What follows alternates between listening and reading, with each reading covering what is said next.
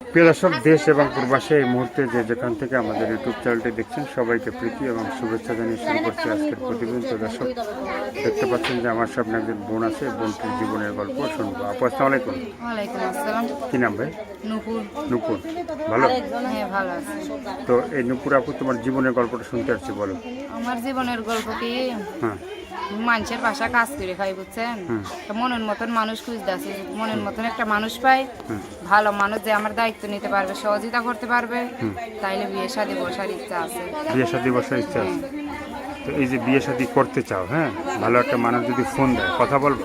হ্যাঁ, কথা বলবো, সবার সাথে তার কথা বলবো না, ভালো একটা মনের মতন মানুষ যদি পাই যে আমার পাশে থাকবে সারা জীবন, তার সাথেই আমি কথাবার্তা বলবো, বিয়ে শাদী বসবো। তার সাথে বিয়ে শাদী বসা হবে। অনেকেই আছে যে ফোন দেবে, কথা বলবে, হ্যাঁ, যে তাদের ফোন তো আবার কাইটে দেবে না তো? না, কাইটে দেবো কেন?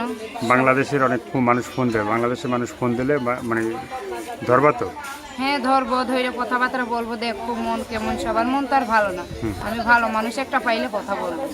প্রেম করছিল এর আগে? হ্যাঁ, প্রেম করছিলাম। আমাদের একটা বেদে ছেলেদের, বুঝছেন, তারা 3-4টে বিয়ে করে, এর লেগে তার মধ্যে বিয়ে বসার ইচ্ছে নাই।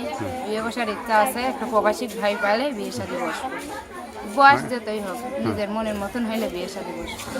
নিজের মনের মতো হলে বিয়ে শাদী বসবা। আর কিছু বলতে চাও? হ্যাঁ, বলতে চাই। আমার মা আছে, একটা বুড়া মা, অসুস্থ, এর লেগে চিকিৎসা করে, বুঝছেন, বাড়িতে থাকে, এর কাছে আমি থাকি, আমি কাজ করে খাওয়াই। বাসা বাড়ির ইচ্ছা আছে যে ভাইয়ের একটা মেশিন কিনে দেবে বাসা বাড়িতে, যাতে কাজ না করতে পারে।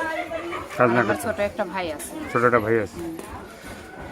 তো দর্শক, এই আপুর কথাগুলো শুনলেন, ভালো লাগলে অবশ্যই তার পাশে থাকবেন, সাহায্য সহযোগিতা, প্রেম ভালোবাসা, বিয়ের সাথে যে যেটা করবে সেটা আপনাদের একান্তই ব্যক্তিগত ব্যাপার। ভালো থাকেন, সুস্থ থাকেন, 5 ওয়াক্ত নামাজ পড়বেন, দেশটাকে বেশি বেশি করে ভালোবাসবেন। আল্লাহ হাফেজ।